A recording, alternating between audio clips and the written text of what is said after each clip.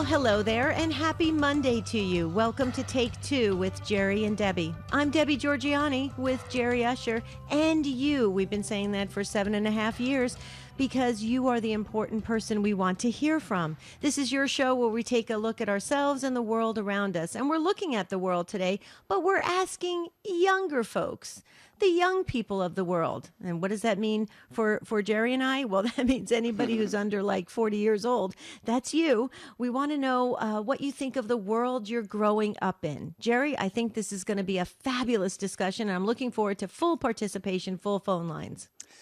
Yeah, well, I put this on the calendar because as we look at the world kind of deteriorating, I think that's maybe an understatement. Right before our very eyes, I just got to thinking and praying about, what young people, teens, young adults, millennials, parents and grandparents of young people, what do you see as the future for those that you love? So if we have any teens listening right now, maybe you're all in school right now, so we won't hear from any of you. But if there are teens listening, if you need your parents' permission to call, please do so. Like I said, young adults, millennials, do you have a sense of being needed in the world? Do you look around? Do you see opportunities available to you? Do you feel safe in the world today? Give us your perspective, your thoughts on the direction of the world and your role in that, your current role, and what you see your role being in the future. 833-288-EWTN. 833-288-3986. Maybe you think about this when you were little, you thought, well, there's a certain path I need to take, right? Everybody's taking the same path. I get good grades in school, and then I go off to college, and then I get married, and I have a good career and a family. But, with the world telling you, well, you don't have to do it that way. You don't have to, be part of any certain group. You can do whatever you feel like. Does that feel right to you? Do you feel confident in that? Like I liked how Jerry used the word safe. Do you feel safe in the world, even physically safe, but also spiritually safe? Do you feel safe, or do you kind of feel like you're going out there all by yourself and everybody's got their own set of rules? So there's that way to look at it as well. Now, Jerry's right. We want to ask the young folks, those of you who are maybe in junior high, high school, college, but then also the millennials are just really starting out in their life and setting the patterns. And they, they have very strong thoughts about this as well, about the kind of world they're growing up in. So we want to hear from all age groups, okay? And parents and grandparents, if you still have young kids at home, young, we mean like 18, 19, 20, you know what I'm talking about, then call in and let us know what like the dinner talk that you've had, like what have they been saying? We want to know. So don't sit this out. Don't think somebody else is going to give your take on the world. We want to hear from you, and you don't have to be Catholic to call in. Here's the number. Start dialing right now. 833-288-3986. I'm looking forward to this discussion.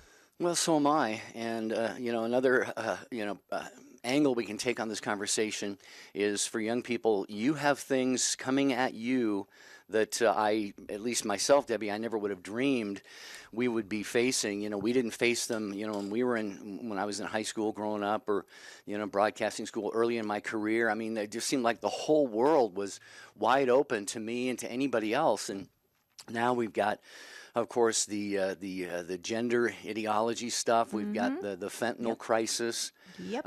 We've got the attack on marriage and family has been going on for a long time, but it really seems to have zeroed in on young people. In fact, very, very young people in some cases. So, again, parents, moms, dads who are listening right now, you're doing your best.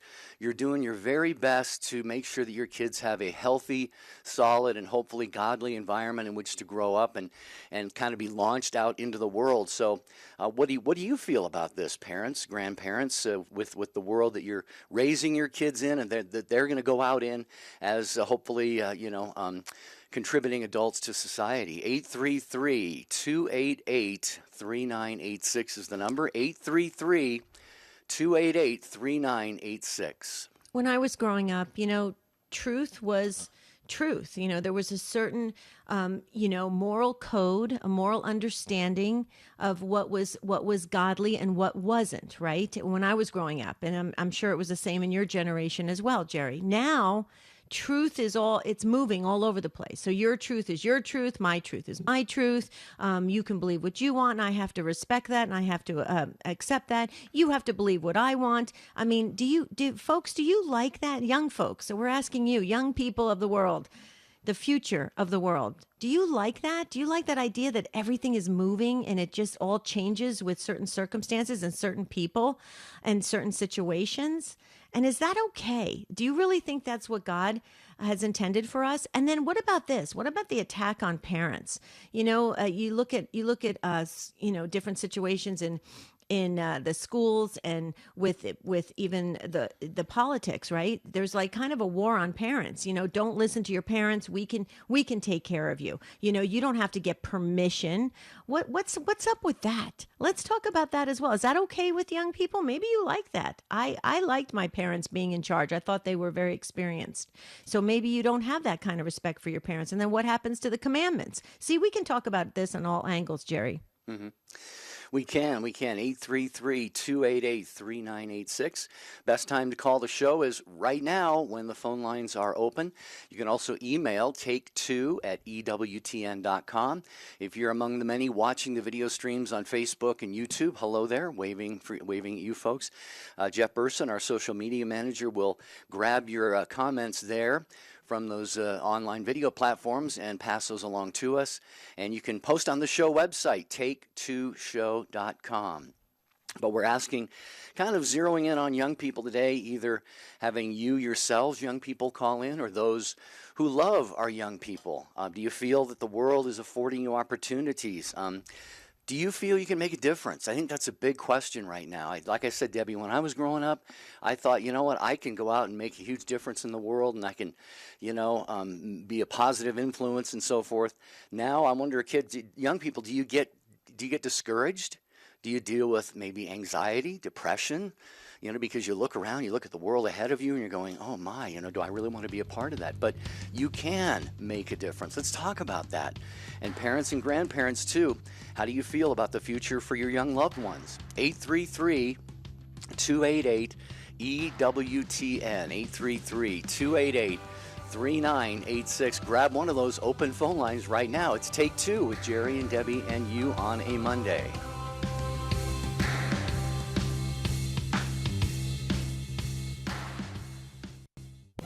I'm Evangelist Alveda King of Priest for Life with Pro-Life Update.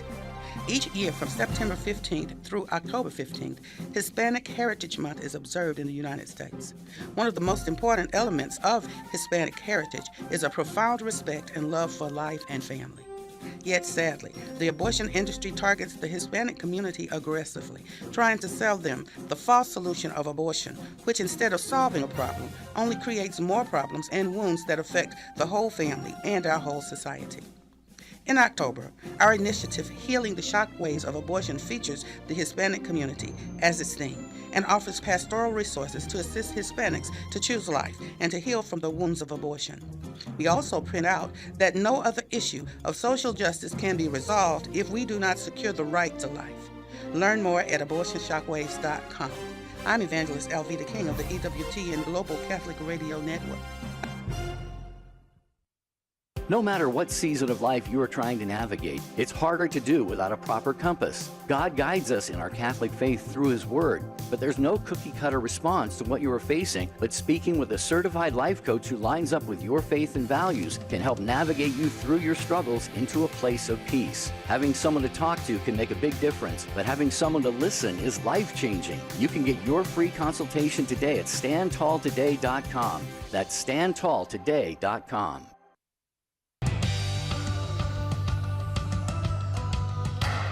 We're asking the younger generation today, what do you think of the world you're growing up in? Or if you're young at heart, what do you think of the world you're growing up in? We want to hear from you. Just dial in. Matt Kabinski's waiting to answer your call. We do have a couple open phone lines. That's very rare here on Take Two. So that means that maybe if you're feeling that little prompting in the spirit, I think it's you that needs to call in.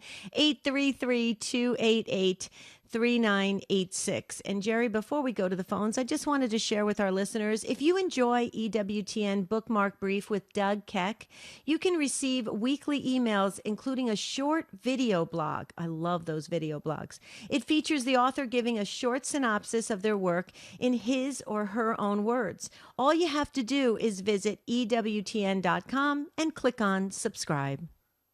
Beautiful.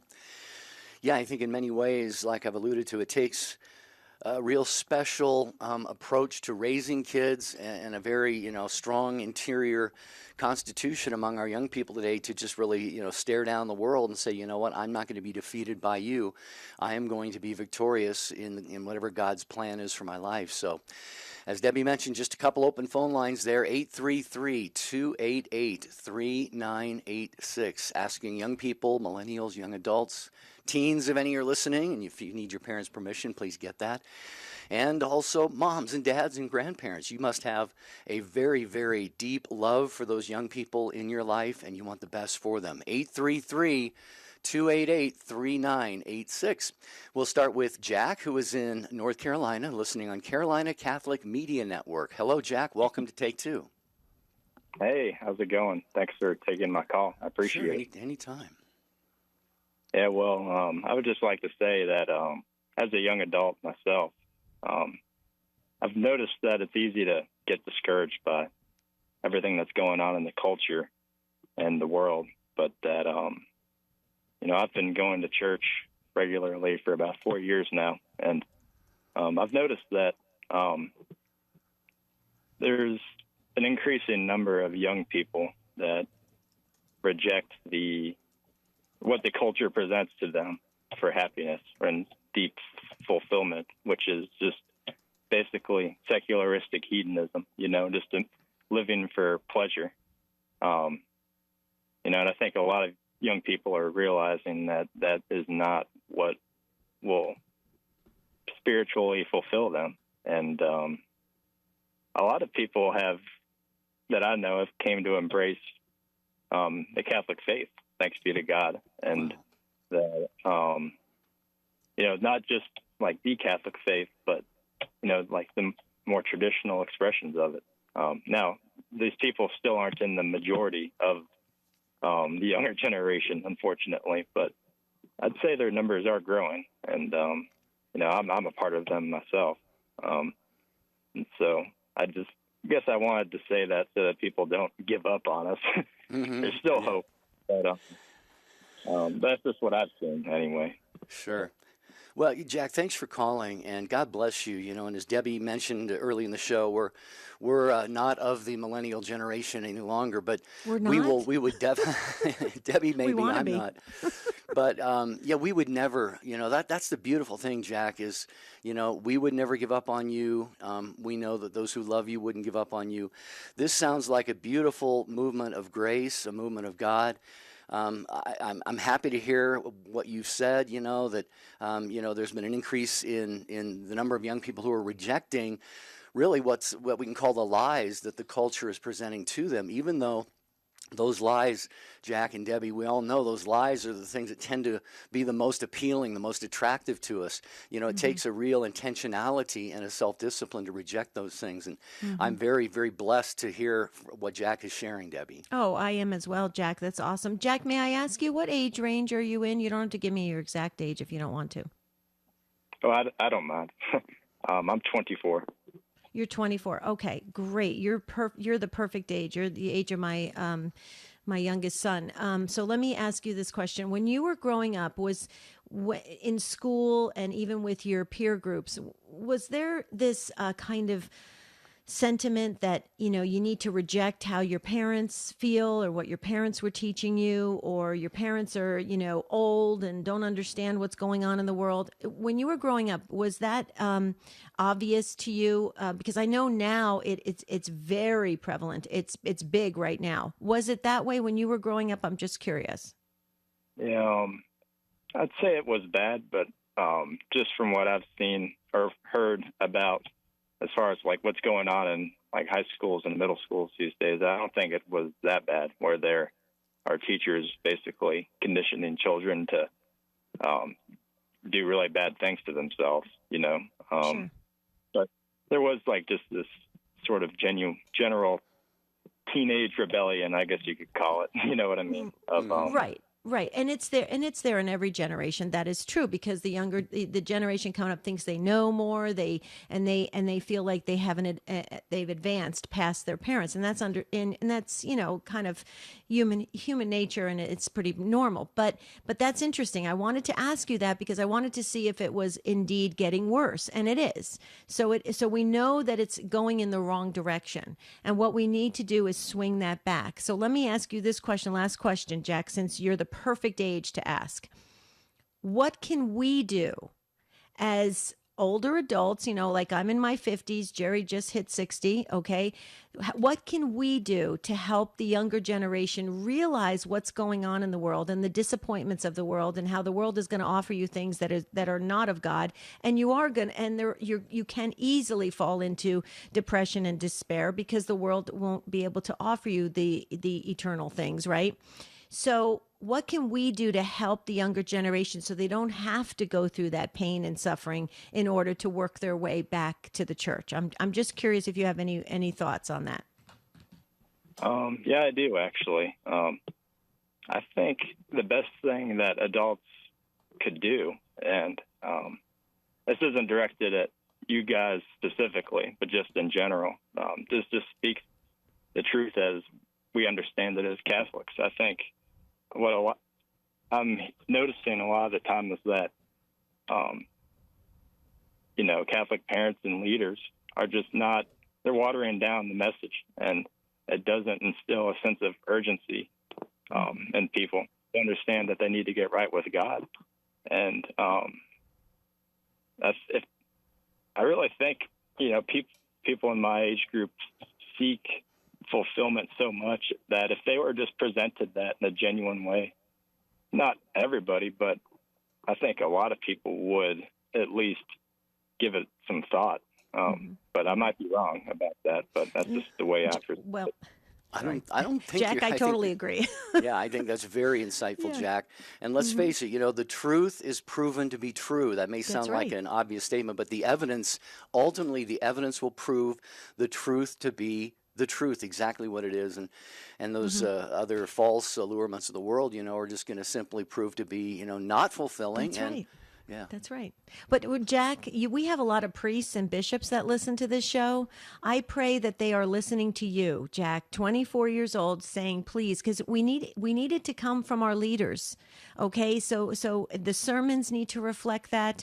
The homilies need to be rich in that, to really speak the truth and not feel like, well, if I speak the truth, I'm going to offend people and people may walk out of the church. Oh well, the truth. We must speak the truth, the real raw truth, and people are hungry for that. Jack, you are awesome. You are filled with some incredible thoughts and wisdom. Please keep sharing your story and what you want for the world, for your generation. Keep sharing it, Jack. We need more Jacks, okay? Thank you. May I say one more thing real quick? Sure. If any clergy are listening, just please don't conform to the world. We don't want that, please. But that's all. Thank you very much for taking my call. I do appreciate it. Thanks for taking the time, Jack. We appreciate it so much. Thanks for listening and being part of the younger version of the Take Two family. That was a great call. Yeah, fantastic call. And I'm sure he represents so many other young men and women just like him. Very, very refreshing and inspiring to hear a call like that. Well, then that means we have to step it up and really speak the truth, the real, raw truth. That's what people want. And let's do it. Let's not worry about offending people. We should be worried about offending God. That's what we should be worried about. Okay, we do have 3 open phone lines, so that's wonderful. 3 fine folks can jump in, young folks maybe, at 833-288-3986. You'll get right in, speak to Matt. He's young too, and he'll talk to you, and then you'll be put on hold. You get to listen live. Okay, we're moving to Liz. Yeah, Liz in New Orleans, listening on the EWTN app. Hi, Liz. Thanks for calling in today. Hey, good morning, or good. It was still good morning here. Yeah. I've been listening all morning. I'm a Catholic. I have 3 children. I raised Catholic, and I have a 26-year-old living at home. And a few weeks ago, he asked me, Mom, would you bring a child into this world and today? Without hesitation, I said, absolutely. I wanted 5 children. I had 2. I had 3 miscarriages. Had him. Took me 6 years to get him, and had another miscarriage. I wanted 5. I have 5 up above waiting for me. One miscarriage was twins. And I said I would send them to Catholic schools. I would do exactly what I did: raise y'all spiritually. Give you the best education, nurture, love, protect, all the things we do as a parent. And then I thought, a couple of days after, I thought, would I? As you watch the news and the war and the threat of nuclear attack and China buying all the land, and I'm a believer. I'm on the phone every night with a rosary group. We could have 3, we could have 15 people on, and we're on for an hour and a half with rosaries, novenas, prayers, praying for the country, praying for everything. But he did make me think. Someone who wanted 5 or whatever God would give me. And then talking about the schools, they were educated by the Jesuits, and I had an older son who went to Jesuits in New Orleans, got his master's, and one time at Christmas dinner, he's singing Grace, and my mother was alive at the time, and I said, okay, let's say Grace, and he says, well, I have it, and he prays to the universe. I thought my mother was going to jump across the table and slap him. So the indoctrination that occurs, and I have to say he's way smarter than me, was, of course, a bit disappointed. He used to carry a monstrous around with him and had a little altar all the time. And anyway, it is different. I have a daughter with 2 children, and that son that prayed to the universe, he always wanted 5. And one day, 5 children, and one day just sitting on my couch nonchalantly, he says, Mom, Hannah and I have decided not to have any children. And I looked at him, I said, are you sure you always wanted 5? And he said, no, we've decided we're selfish. Wow. Well, yeah, it sounds like a moment of honesty there. But Liz, God bless you, and it sounds like you did a great job. So sorry about the miscarriages that you had, and thanks be to God you did have the two kids who lived. And your question is one. I've never been married and had kids, but I think about like my siblings who have mostly raised their kids now. They have grandkids now, and I think about that same question. I think how much more challenging it is. I mean, it can't ever be easy raising kids. Again, I don't speak from experience. Debbie, you can probably address this more, much better than I can. Raising kids is always going to be a challenge, but in today's world, and I've always thought to myself, boy, if they had it to do over again, would they do it again? And I think we have to answer that question, yes. Because that famous quote, the only thing necessary for evil to triumph is for good men to do nothing. And if good people, out of not wanting to bring kids into this cruel world, simply just didn't have kids, I think that would take away from God an opportunity for him to change the world in and through them, by raising young men and women to be good, holy, godly adults. Right. I totally agree with that. And I also, Liz, as a mother, you just want to prevent anybody from being harmed, any of your children from being harmed, or any innocent children. Absolutely. That's what mothers and fathers, that's how they are designed to demonstrate, right? To protect and to nurture. But the thing about it is that why I loved how you said immediately, you said, of course I would bring children into the world, God willing. Yes. The reason being is because when we are body, soul composite, right? When we have this opportunity to walk this earth and to get closer to God and to grow and evolve and to be illuminated by God himself. Absolutely. Give every person a chance to be born. Absolutely. Give everyone. And so I just say, yes, even though it may be painful, there may be suffering, there may be sadness, there may be death, early death. That should never enter into it, because our goal is to be united with God. And how are we united fully with God? When we're created as human beings, right? And we journey towards God. So we got to give human beings a chance. That's how I see it. Jerry, what do you think about that? And Liz? Let me tell you, I would do it all over again. And I had a lot of challenges. I was a nurse that when, I worked, 6 years to get him. My last day, I was supposed to get off at 3. A little movement kind of stopped. My GYN, I knew her very well where I was working. She said, come in, I'll do some testing. And then she goes, we're going to take the baby tomorrow. So I said, okay, went to work. I had this little cardiac baby that just didn't look right. And the doctor walked in, and I said, Dr. Bob, something's wrong. So I was there till 12:30 in the morning, back at the hospital at 6:30 in the morning to have him. Liz, hold that thought for just 1 second here. We'll let you finish that on the other side of this short pause. We cannot move this break for our stations. And we've got Jim and Chance and Jose and Santiago and Ann. A lot of people want to weigh in on this wonderful conversation about young people and the world they live in today. Looking for a great new Advent tradition for your family this season? Check out the Jesse Tree. It's a traditional devotion that traces the family tree of Jesus from the book of Genesis to the Nativity. Now your family can prayerfully go day by day through the Advent season, focused on Scripture and the coming of Christ. EWTN Religious Catalog is pleased to be able to feature a complete Jesse Tree ornament set that includes everything you need to make this an annual tradition in your household. Made in the USA, the set comes with 27 ornaments and a beautiful devotional book. Order today. Go to EWTNRC.com and search for item number 2022K. This Advent, keep the meaning in the season. Get your Jesse Tree ornament collection today.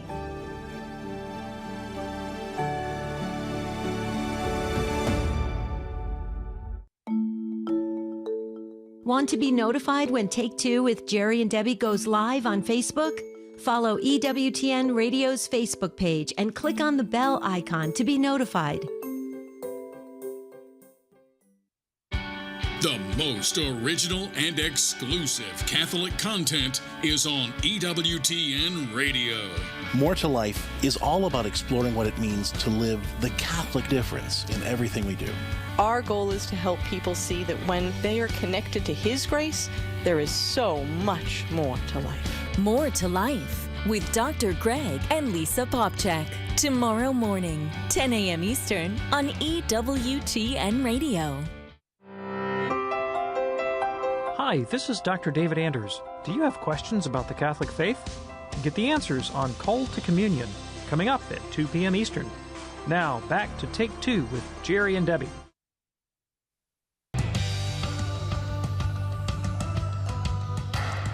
Take Two with Jerry and Debbie and you, and we're talking today about young people. We've heard from some young people, some parents. We're talking about, taking a very serious look at the world around you. It's a lot different than it was, say, a generation or 2 or 3 ago.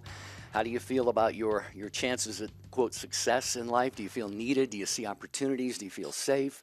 833-288-3986. We've got a ton of calls to get to. We just wanted to finish up with Liz in New Orleans real quick. Liz, sorry about that, but feel free to pick up where you were there on that thought. Well, I was just saying, when I had those miscarriages, I remember my coworker said, "You're going to try again?" I said, "Well, of course I'm going to try again. I want 5 children." So, and I remember my doctor even called me. "Are you okay? Are you okay?" I said, "Yes, I feel lucky and blessed. I have 2 children. Look what we work with. We take care of kids with cancer. We have these severe cardiac, cases." But, another thing, I asked my son, who's 26, and look, I was the one who asked the priest a long time ago, "Can I be an altar girl?" He goes, "No." He said, "It's not going to happen in your lifetime. It will happen." Now, it has happened. But I just asked my son, he's 26, he carries away. I said, "I don't think this will ever happen, but maybe it will." I said, "Would you be more apt to go to do a teleconfession as opposed to going into a church and doing it?" He said, "Absolutely." So I don't know if that'll ever happen. I guess we never thought we'd have telemed before.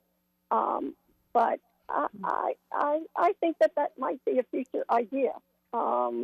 You know, and I have a daughter that, you know, I have 2 grands, and I was so afraid because their communication style went more toward my son-in-law's family, which is kind of zip lip. So I was kind of afraid to ask them, like, "Are you going to baptize him?" And she looked at me. Well, of course, I was going to baptize. I said, "Well, okay, I don't know." I said, "Y'all don't go to church. I got married in a Catholic church, and you grew up going to Catholic church, and he grew up going to Catholic church and Catholic high school." And her answer was, well, his mother made him go to Mass, so that's why he's going. And I said, that was her job. That's our job. That was our job. Right. But Liz, you know what? You actually gave us some really good thoughts. We actually made some notes for some future shows. So be listening to some future topics coming up later this year, because I'll tell you what, you gave us some great ideas to kind of expand this conversation. But Liz, the one last thing I just want to say is I think you're a wonderful mom. I love that your group is getting together and praying the rosary and you know, gathering together in prayer. That's important. And that changes lives. That changes your own life. It changes your own spiritual life, but it also expands to your family. So that's one thing I just wanted folks to remember, that when we pray, we're also helping our families. Liz, you're awesome. Thank you so much for everything you do and all the work you do. We appreciate the call today. We're going to let you go because we have, we're going to get behind if we don't pick up the pace. Well, we've got our dear brother in Christ, Jose, calling us next from Denver, I believe I said. EWTN app is how you are listening. Hello, Jose. Welcome. Peace of the Lord Jesus Christ be with y'all. And with your spirit. I was commentating with Matthew at the beginning of the call, the importance of the start cultivating at home or values and traditions, praying the rosary and why not. Because if we want to continue and preserve our Catholic Church, sometimes we think that the church is a building, and we are wrong about that. The church is each and every one of us. The building is just a building in itself where we gather to worship. One of the things that I have noticed between the church in the United States and the church in Mexico, the church in Mexico indoctrinates the kids from a very early age. And they have different movements and different groups and different ways to attract the young population into participate actively in the parish life. The parish life needs to make this appealing thing to the younger generations, such as myself, millennial, Gen Z, and so forth. Because if we don't do so, we are at risk of losing ourselves, just like Europe did, and we want to avoid that. Places like St. Monica in Santa Monica, California, that's a great parish. There's a clear example of how a parish can be run and be appealing to the younger generation. One of the problems that our pastor at the cathedral here has been having is getting people trying to participate. It's lectures, it's ushers, or whatever it is. We have to start with stewardship and cultivate that at home and make everyone be a participant. And I think one of the good ways is praying the daily rosary. I watch daily mass. Little things that you can do at home, the little by little, they don't become a habit, but it's a good habit. You know what I mean? You don't want to think become a habit or become a thing that you do just because you don't want to lose it, but you want to do it because it's within your heart. Sure. We have to cultivate that. We have to work really hard, and it starts at home. Us millennials now are becoming parents, and not on our hands to keep cultivating that terrain, just like the parable where the person was throwing everywhere. And we want to make sure that when we cultivate that seed, it goes into fertile soil. I can put more examples about that. I think the key word here is being more appealing to my generation, like Church Pop does on Instagram and social media. We have to utilize this item because there's a lot of information out there and a lot of things that we see on a daily basis. Then we have to be more visible to others. That is not just go to church every Sunday. that we are not just bringing Hail Marys like crazy, but we are a church that engages. Right, Jose. Let me just jump in real quickly because you said like four things that just I typed over to Jerry. I said I've got to comment on what Jose is saying. You know, you were talking about vibrant youth ministry programs and things at the church that can engage people. And Jose, you're spot on. But let me just share something with you.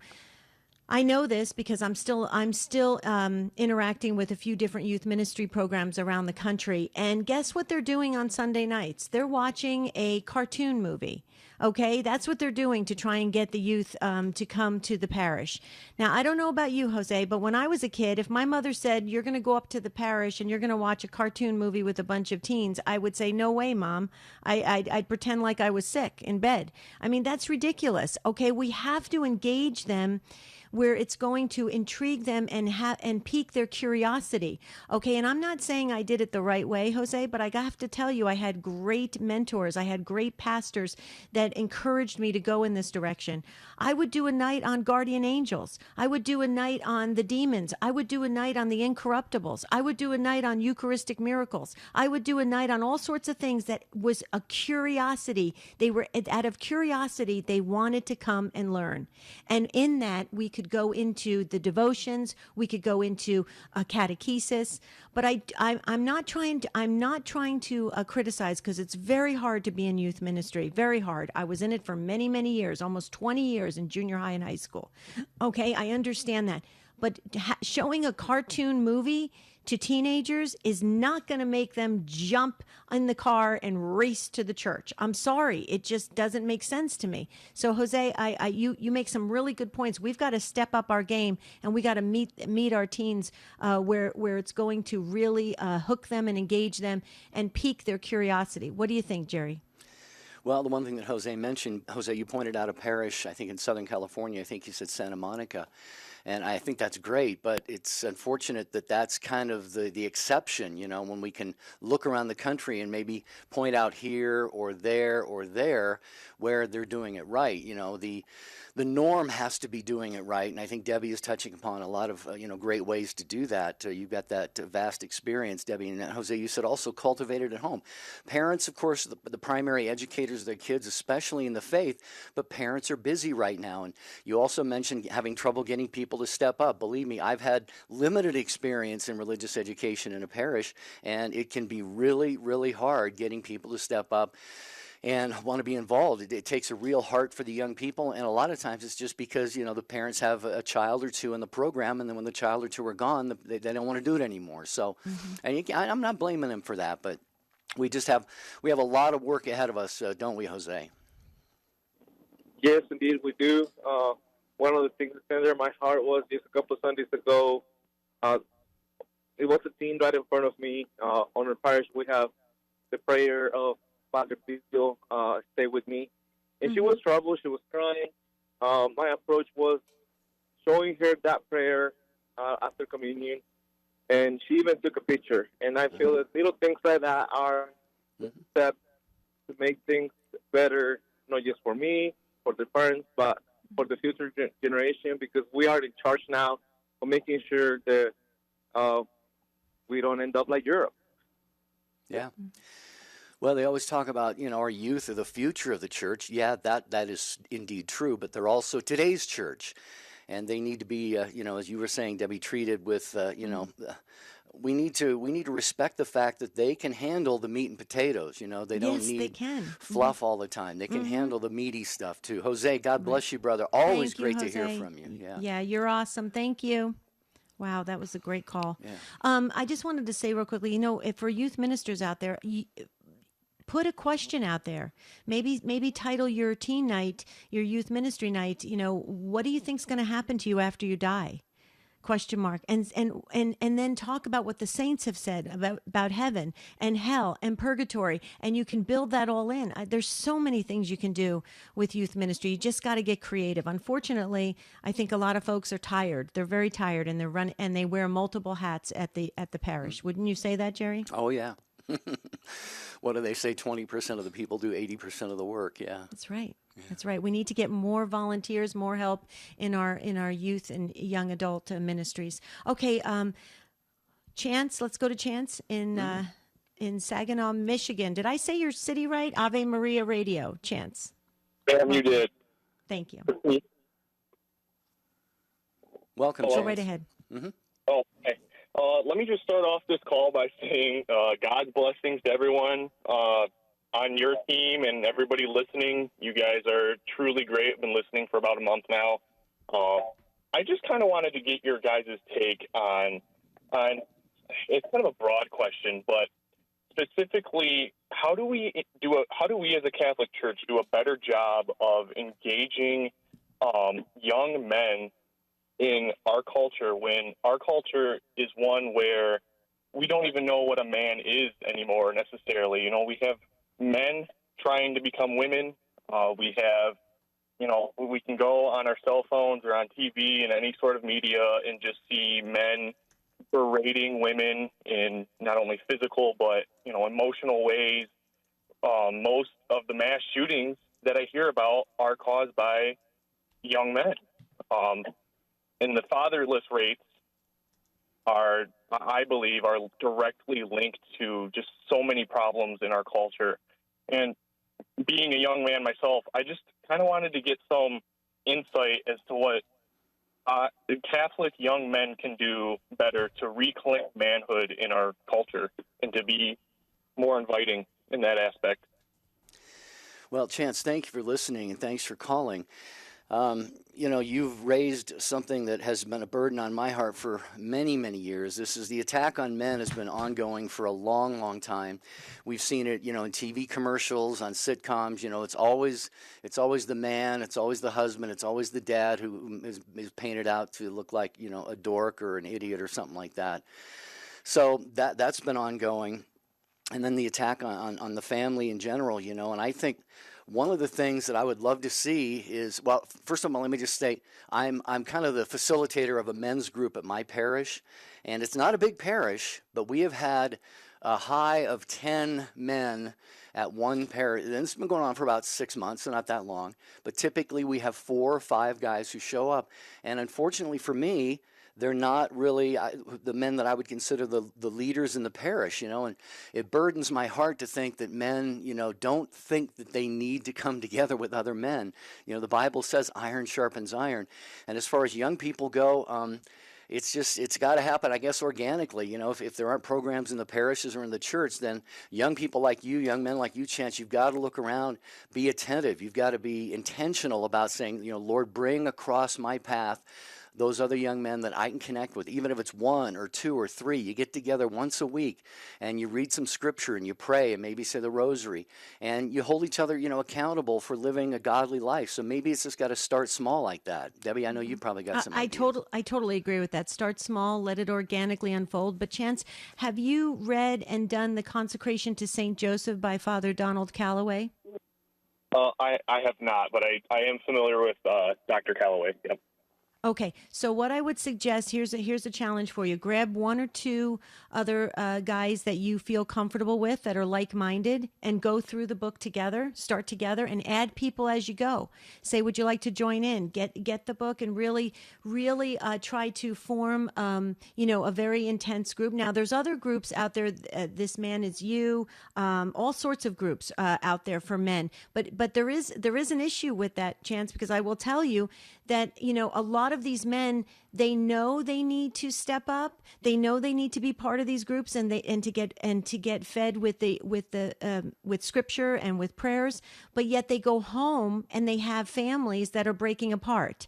They have families that their kids are doing all sorts of things, right? So there's this tug that's happening. People need to get real and get rooted in scripture, get rooted in what is true from God himself.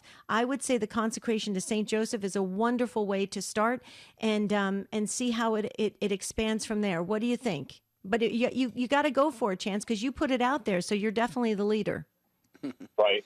I definitely agree. That's really insightful advice. If I can just kind of tack on to my original, question statement is, most. I don't know the exact statistics, but a lot of suicides are men, and I just wanted to personally thank you guys for doing the job that you're doing every day. And for anybody listening, any young men listening who's, having suicidal thoughts, you're not alone in this life. And, I wish you all God's blessings. Thank you. Thank you, Chance. That is something we have to be definitely in prayer for, because there is absolutely a growing number of suicides, like you said, especially among men. God bless you, Chance, for the call. Appreciate that. Santiago, hang on. Jennifer, hang on. We're going to get to each of you, God willing. Just want to mention first, though, Mother Angelica Live Classics. It's Tuesday nights, 8 p.m. Eastern Time on EWTN TV and radio. EWTN foundress Mother Angelica shares her timeless wit and wisdom, still an inspiration to so many. Tomorrow night, Mother talks about tough times that people go through, and though God allows difficulties in life, we can know that He will only do what is best for us. Mother Angelica Live Classics tomorrow and every Tuesday night, 8 Eastern Time, right here on many of these same EWTN radio stations. And on YouTube, Colin says, as we're waving to you, Colin, Sister Lucia, it just went away. There it goes. Okay, Sister Lucia, that's from Fatima. Sister Lucia warned us, the devil's final attack will be on marriage and the family. It's plain to see all around us. The loss of God is so evident. And Colin, I highlighted your YouTube comment because of exactly what Chance just said. I think the reason why people are falling into despair and taking their own life is they're trying to get out of pain, and the demons want us to fall into despair. So it's very important we bring God to the front and center of our lives, and never, ever, ever give up hope, never give up joy, and never fall into despair, because the demons win at that point. Yeah, I think you're absolutely right. And men are wired a certain way, and when they are, deficient in certain areas of manhood, because maybe they didn't have it modeled well for them, or they come from a broken family or whatever, they know the right things they're supposed to do, but in many cases they can't bring themselves to do that. And that itself, Debbie, is going to bring on despair, because they're going to go, I can't do what I'm created to do. Well, they can, but they just don't know that they can. That's right. They're not living to their fullest potential, or God-given potential of what God created them to do. Absolutely. So we need to get that back. And Chance, see, you sparked something. Chance, way to go. I love it. Okay, Santiago in Houston, Texas is up next on our friends at Guadalupe Radio Network. Santiago, welcome. Hi. I just want to say I'm an 11-year-old and a fifth grader in Houston, and I'm just so young, and still they're talking about gender issues and abortion on TV, and like what Biden's thinking is very wrong, and he's our president, and there's a lot of people following that. There's a lot of men trying to be women. There's a lot of women trying to be men, and it's just messed up. This is not the way people are supposed to be like, and even abortion, they're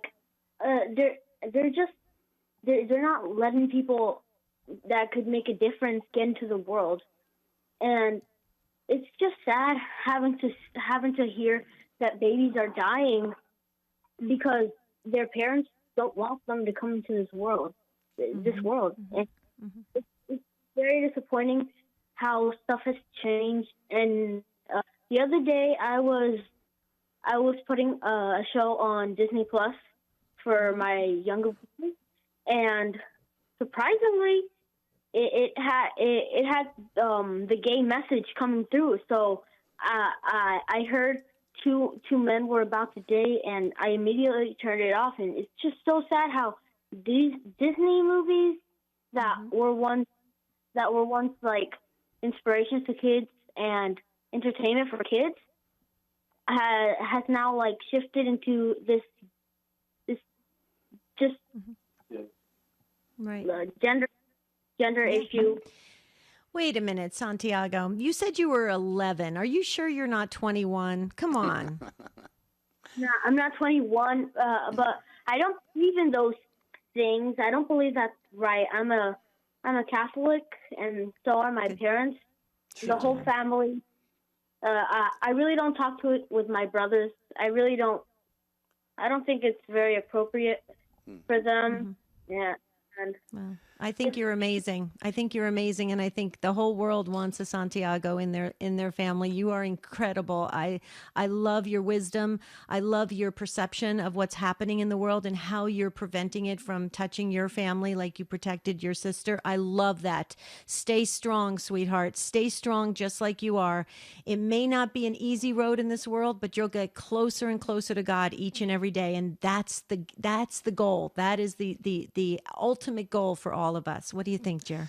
I agree. Santiago, you are a very articulate, you're a very wise young man, and it sounds like you've got a great family. You go on and make a difference in the world, a positive difference, because all of this stuff that, Santiago, you and your siblings, you're all under attack right now, and you recognize that.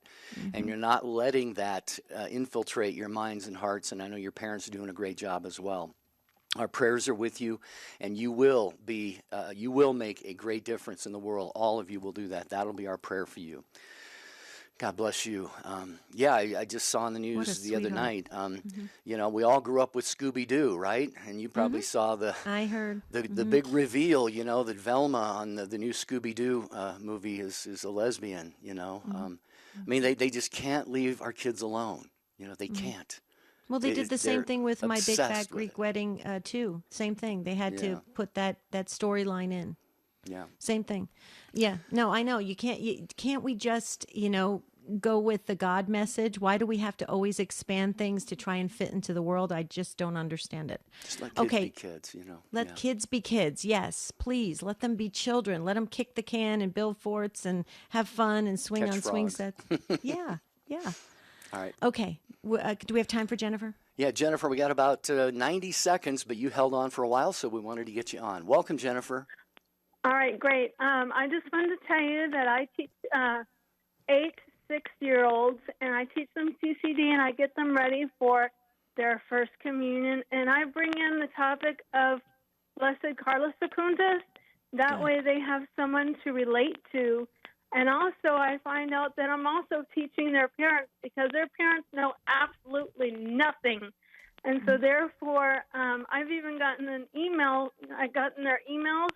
And so, therefore, I'm teaching their parents. And so I also relate some movies to them so they can watch these movies. And I give them information so that way they can take it home with them. And their parents are appreciative because, therefore, they're learning information. So when I'm telling them what their kids are learning in my class, they're saying, I need that information too because I know nothing. Wow. And so I Jennifer, you're gonna get cut off by the music. Jennifer, real quickly, you're gonna get cut off by the music. I just want Jerry and I have to say this to you because we love religious education folks that step up as catechists, but you're a sacrament prep catechist. Thank you, Jennifer. Thank you for teaching the children properly and then educating the parents and also bringing that together. That is huge. We love our sacrament prep folks that are in the classroom. You're doing a fine job and keep it up. And you're right. We need to get back, Jerry, you wrote back family-based catechesis. We really do need to bring the families back in because they're not up to speed. And Blessed Carlo Acutis is one of our favorites, Jennifer. So way to go on that one. Thank you, Jennifer, for joining us on the program today. We appreciate that. A little bit, kind of a similar topic tomorrow, Debbie, but not exactly the same. We're going to be talking about grandparents who are raising their grandkids. I think we've covered this before, but this was suggested by one of our listeners again. It was, and we're so glad. Keep the suggestions coming. So these are grandparents that are raising their grandchildren. We want to hear from you tomorrow. That's on Take Two with Jerry and Debbie. Please email us if you have any further questions or comments. Take2@EWTN.com. Visit us on our website, take2show.com, and leave your prayer intention, prayer request. Until tomorrow, have a beautiful and blessed day. We ask St. Joseph, please pray for all of us.